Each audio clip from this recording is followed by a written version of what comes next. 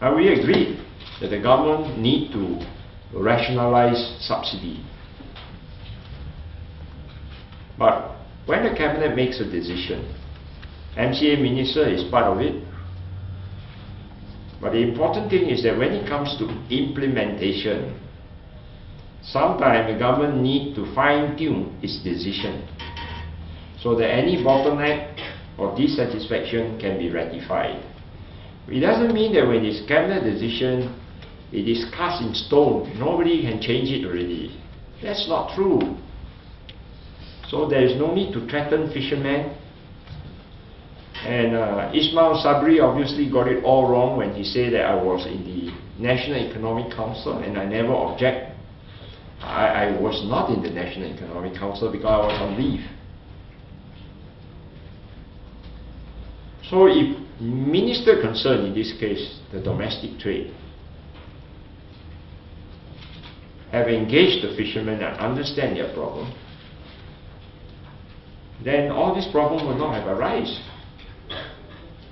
And it will also tie up with Prime Minister emphasis on people's first.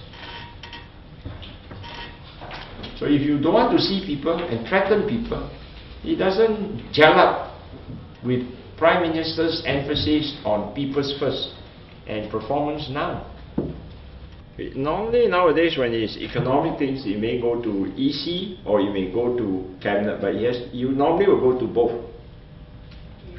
So with 4 MCA ministers in cabinet, as I've already said, you are a cabinet minister, you can raise your objection in the cabinet.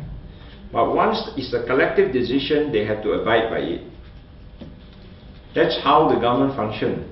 It is not functioning like what Pakatan Rakyat makes it out to be. It's not a question of effective or not effective.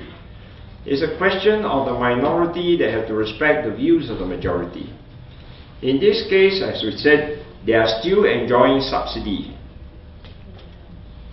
But we felt that when it comes to implementation, there may be problem.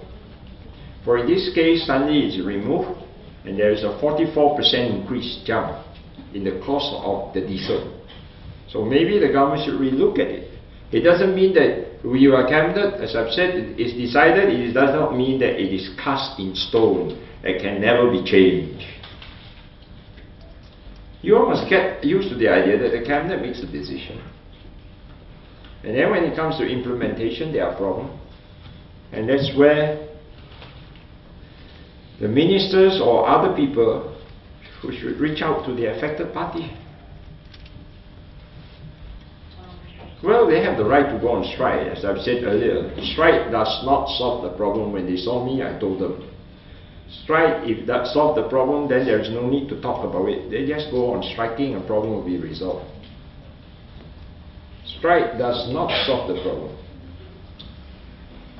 But they have the right to strike.